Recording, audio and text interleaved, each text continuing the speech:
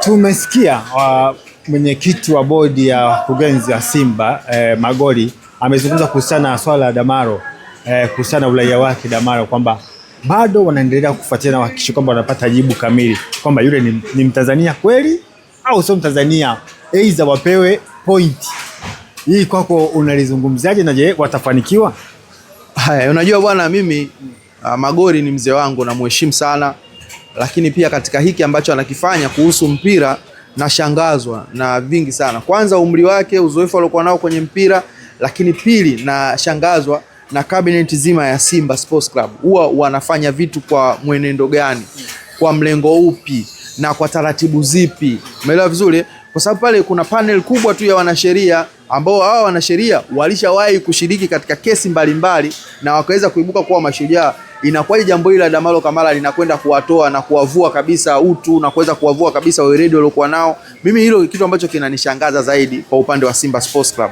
Ukiangalia hoja za Magoli ambazo alikuwa amezipresent mbele ya waandishi wa habari, mimi ningejaribu kuvunja hoja moja badala ya nyingine. Naona kabisa kuna maeneo ambayo Simba hawako sawa sawa.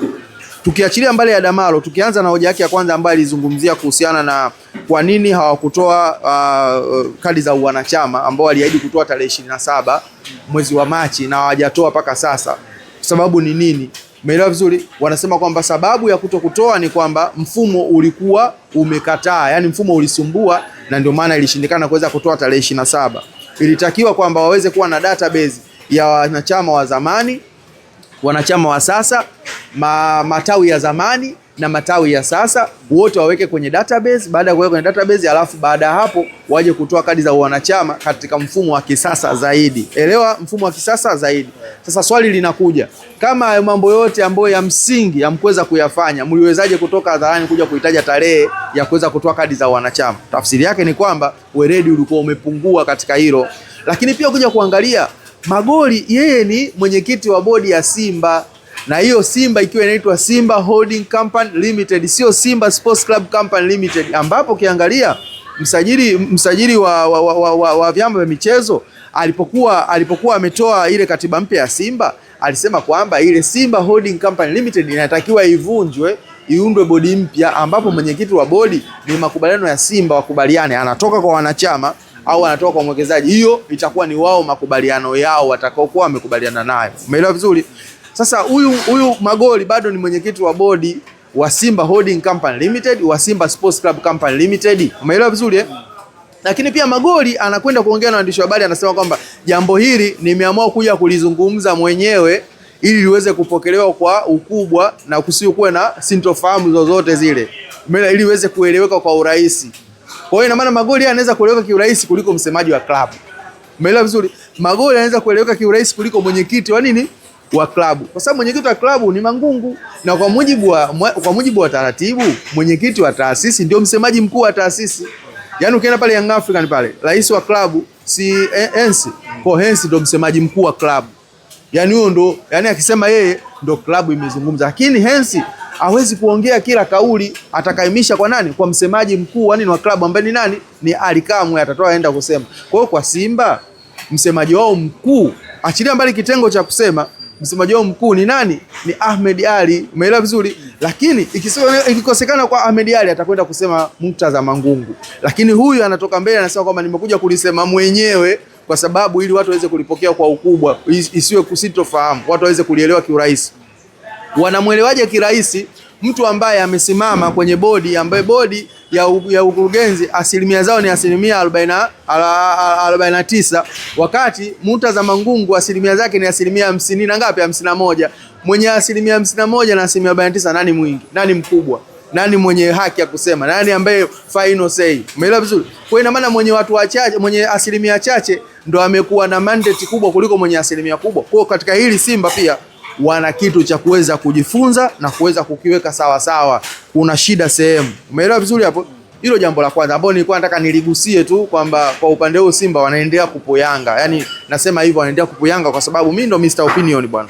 Opinioni zangu zinaonyesha kabisa kwamba ilitakiwa akaseme Mangungu, kwa sababu Mangungu ndo mwenyekiti wa klabu ya Simba. Mangungu ndo mwenye hisa nyingi. Mangungu ndo anazungumzia wanachama na zile kadi zile kadi kwa ajili ya wanachama wa Simba. ambao wanachama wa Simba wanadili naye na Mangungu, sio bodi ya ukurugenzi ambayo ameenda kusema Magoli. Kwa hilo jambo la kwanza ambalo nilikuwa nataka niliweke sawa, ambapo kwa mzee wangu Magoli sikuweza kumuelewa. Sasa tukija kwenye swala la Damaro Kamara, ili mimi nilishalifunga mapema kabisa, na mimi ndo nilikuwa mchambuzi wa kwanza kuja kuzungumza kwamba Damaro Kamara na Young African hawana kosa na kumtumia kama local player, hiyo ni halali kabisa, kwa sababu watu wengi walichokuwa wanakizungumza kwamba inakuaje atumike kwenye ligi kuu wakati huo kwenye utambulisho wake wa FIFA anatambulika kwamba yeye ni mgine. Nilikuja kutoa maelezo ya kutosha kabisa, na baadaye wakaja kuibuka wachambuzi mbalimbali, wengine waliniunga mkono, wengine walionekana kunipinga zaidi. Lakini mwisho wa siku hukumu iliyotoka kutoka kwenye hadhi za wachezaji kutoka pale TFF kwamba Yanga wana haki na Damaro Nia ana haki ya kucheza kama local player. Na sasa hivi tena Magoli amerudi tena kuja kulizungumzia hilo swala katika kitu ambacho nilitegemea angekuja na kitu cha tofauti, lakini hoja zake alizokuja nazo ni hoja ambazo ni dhaifu mno. Yaani hoja zake ni dhaifu mno. Hoja yake ya kwanza anasema kwamba Damaro Kamara ana FIFA ID. Umeelewa? FIFA identification number. Ambayo FIFA ID inatolewa na FIFA kwa mchezaji, yani wewe ukishakuwa mchezaji unajisajili FIFA. Kwa hiyo hii FIFA ID tafsiri yake ni kama kuwa na namba ya NIDA. Umeelewa vizuri? Yani wewe hii kama ndio serial namba yako kwamba bwana ili niweze kumtambua kubwa kuliko au niweze kumtambua Bedi TV kwamba namtambua kwa namba fulani, namba yako utambulisho ambayo namba hii haibadiliki. Yani ukishakuwa na namba hiyo ya FIFA haibadiliki. Na wachezaji wetu wa Tanzania wanazo hizo FIFA ID, ingawaje sio wote wenye FIFA ID, kwa sababu hii mara nyingi inakuhusisha wewe mchezaji ambaye unacheza katika michuano ambayo inahusiana na FIFA. Ukishakuwa mchezaji international lazima uweze kusajiliwa, ambayo hiyo haibadiliki hata ubadili jina. Kwa mfano unaitwa kubwa kuliko uje kuitwa Matole, uje kuitwa nani, umeelewa vizuri? Haibadiliki. Umeelewa vizuri?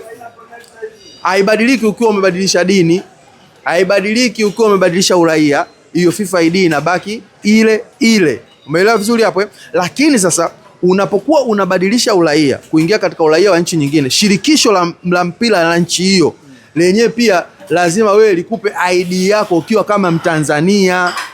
Mwanzoni ulikuwa na ID ya FIFA ukiwa kama foreign player. Sasa hivi wewe ni local player, kwa hiyo lazima uwe na ID yako kama Mtanzania.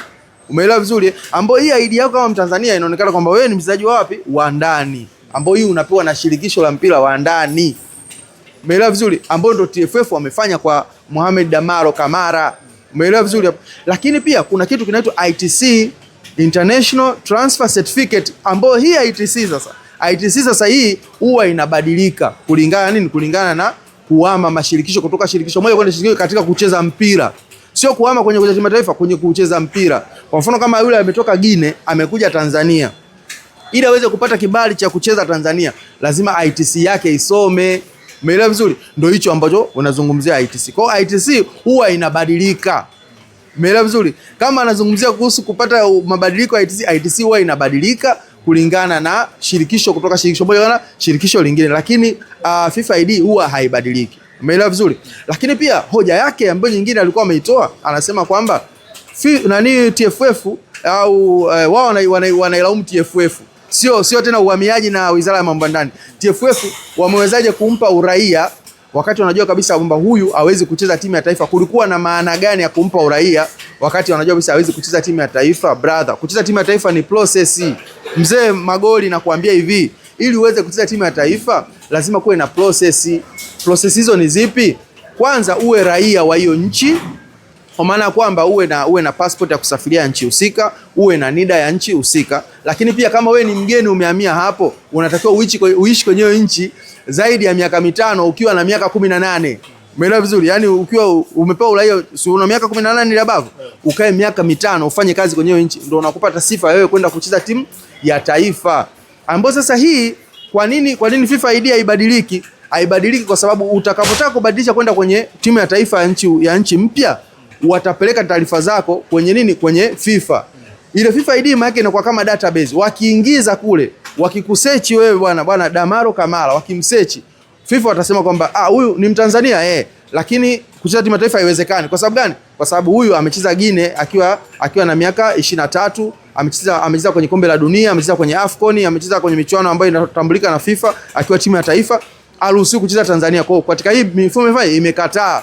Umeelewa vizuri? Hiyo ndo taratibu zinavyokuja. Lakini kwamba ukisema kwamba eti anapewaje uraia wakati hana sifa kwenda kucheza timu ya taifa. Timu ya taifa kucheza kuna process zake ambazo zinatakiwa ziende, ikiwemo hii kwanza kupewa uraia. Hii kwanza ni process ya kwanza kucheza timu ya taifa. Upewe tu uraia ukacheza timu ya taifa. Magori, mzee wangu, upewe tu uraia ukacheza timu ya taifa. Uraia ni moja ya kigezo cha wewe kucheza timu ya taifa. Kwa hiyo hatuwezi kusubiri kwamba apate sifa zote na acheze timu ya taifa. Kwa hiyo hii ni mojawapo ya hatua yeye kucheza timu ya taifa. Na timu ya taifa huwezi kucheza tu mpaka kocha akuchague. Umeelewa vizuri? Unaweza ukawa na vigezo vyote lakini pia kocha asipendezwe na kiwango chako kucheza timu ya taifa. Kwa hiyo katika hili mzee Magoli amefanyaje? Amepuyanga pakubwa sana. Lakini pia kuna hoja yake nyingine akawa amesema kwamba huyu Damaro Kamara hatocheza timu ya taifa hata miaka 1000 hata miaka 100. Haiwezekani kwa Damaro Kamara kucheza timu ya taifa. Nikajua labda ana sababu za msingi, akaleta sababu zake kwa nini. Akasema ili acheze timu ya taifa inatakiwa awe na baba, awe na mizizi kwenye nchi hii. Si nilivyosema awe na mizizi kwenye nchi hii. Aidha baba, mama, bibi, babu wawe wa Tanzania. Umeelewa? Mmoja wapo awe Mtanzania au yeye wazazi wake waishi Tanzania, azaliwe Tanzania, awe na uzao hapa Tanzania, ndio yeye anaweza akapata sifa kucheza timu ya taifa. Sasa nakujibu mzee Magoli kwamba ili ucheze timu ya taifa, hizo ni mojawapo ya vigezo vya wewe kucheza timu ya taifa. Umeelewa vizuri? Lakini kwa vigezo hivyo haviwezi kumfanya mchezaji asicheze timu ya taifa kama ana vigezo vingine ambavyo vimeweza kutimia zaidi. Kwa sababu ili uweze kucheza timu ya taifa, kwanza uwe una passport ya nchi hiyo, uwe na uraia, na pia uwe na kibali ya uwe na uraia wa kudumu, sio uraia wa temporary, uwe una uraia wa kudumu. Lakini pia uwe umecheza katika hiyo nchi au umefanya kwenye nchi miaka isiyopungua miaka 5, inakupa sababu ya kucheza timu ya taifa. Lakini pia uwe mtu ambaye hujatumikia mechi za kimashindano katika nchi ya awali zinazotambulika na FIFA, ikiwemo kombe la dunia, AFCON na kadhalika. Uwe hujatumikia ukiwa kule. Lakini pia wakati ukiwa kule, ukiwa na miaka 21, chini ya miaka 21, uwe umecheza mechi zisizozidi mechi 3 ukiwa na miaka 21. Ukiwa na abavu hapo kwa mechi 3 na kuendelea kwenye timu yako ya taifa ya zamani, unakosa sifa za kucheza timu ya taifa mpya.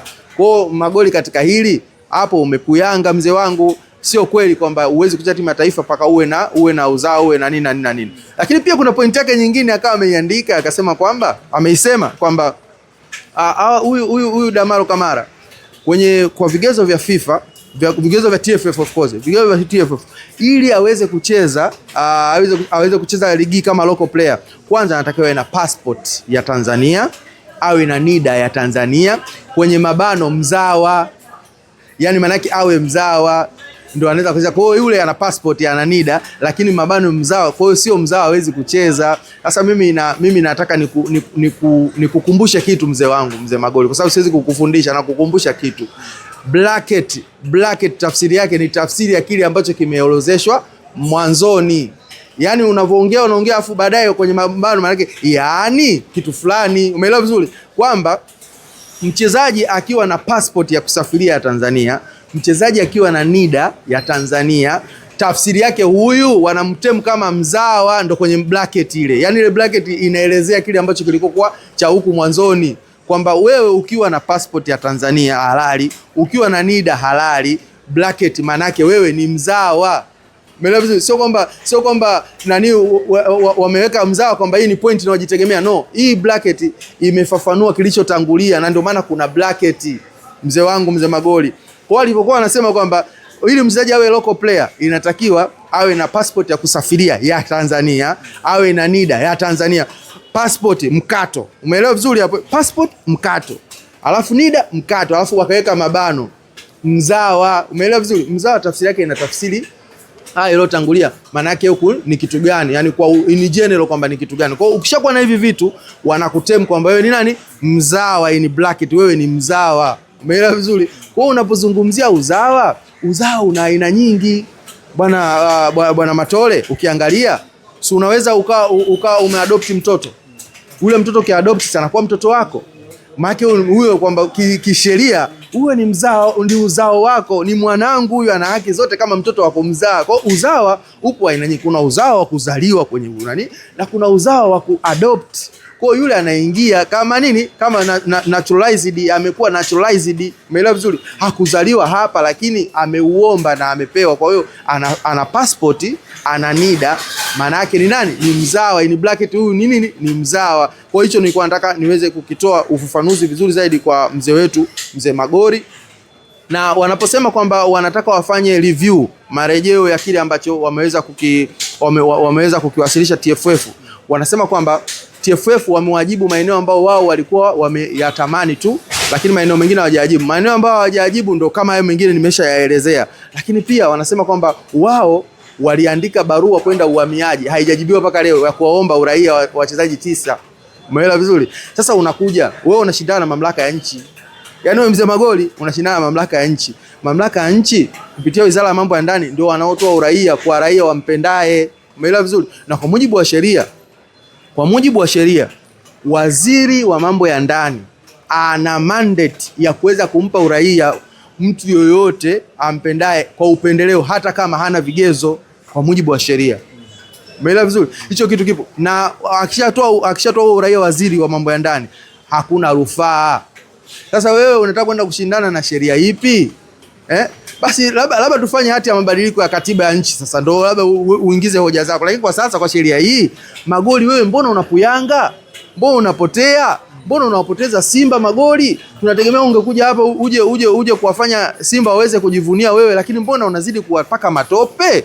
Katika hiki kwa kweli mimi bado nipo upande wa haki, upande wa kwamba Damaro Kamara ni Mtanzania na pia Yanga hawana kosa lolote. Lakini pia kuna hoja yake nyingine, akasema kwamba walikuwa wanaenda TFF waende kumwita Damaro Kamara na Yanga ili wakaelezee wameupataje huu uraia. Sasa yeye amekuwa polisi, yani amekuwa uhamiaji sasa.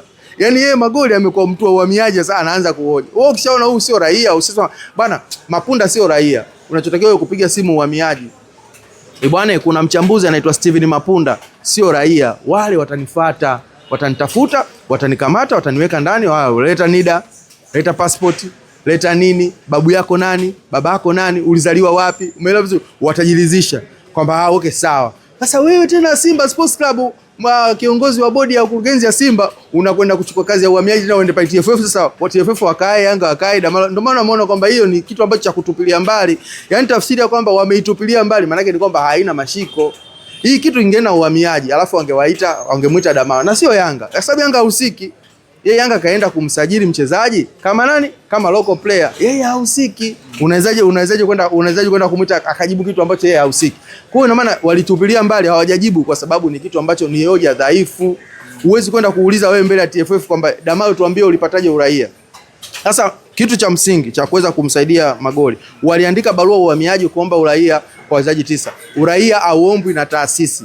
Uraia unaombwa na mtu binafsi, kwa sababu ile ni jambo la mtu binafsi. Na hata Damaro Kamara anavyohitaji kwenda kucheza timu ya taifa, yale ni matakwa yake binafsi yeye kuanza kutake trouble, kusema kwamba nataka nihamishe taarifa zangu FIFA status isome Mtanzania na sio mwingine. Hizo ni struggle binafsi, sio struggle za taasisi. Lakini pia kitu kingine, kwa nini wamempa uraia acheze timu ya taifa? Anacheza klabu. Klabu inatokea wapi? Inatokea Tanzania. Na klabu ina faida gani? Klabu inacheza kimataifa, inafanya ligi inakuwa bora. Mpaka sasa hivi ligi yetu ligi bora namba 6. Tafsiri yake ni nini? Kwamba wachezaji wa kigeni kuileta hadhi ya ligi yetu imeweza kupanda, tunaenda kimataifa tunafanya vizuri. Kwa hiyo kitu ambacho kinakuja kutokea ni kwamba hata akicheza kwenye klabu amekuwa na faida zaidi, hata kama sipoenda kucheza timu ya taifa. Sio Yanga pekee yake, atacheza Simba, atacheza Singida, atacheza Azam na vitu vingine. Madamu yupo Tanzania, basi kuna manufaa ambayo atayapata. Na akizaa mtoto anakuwa Mtanzania. Kwa sababu sema mtoto wa nyoka ni nyoka. Damaro akizaa dogo, hata akiwa wa kike, sasa anaweza kucheza timu ya wanawake, anakuwa Mtanzania moja kwa moja. Hiyo sio faida? Umeelewa vizuri? Kwa hiyo yote katika yote Magori, naona mzee wangu hapa alipuyanga. Mimi nikushukuru sana. Shukrani jazila.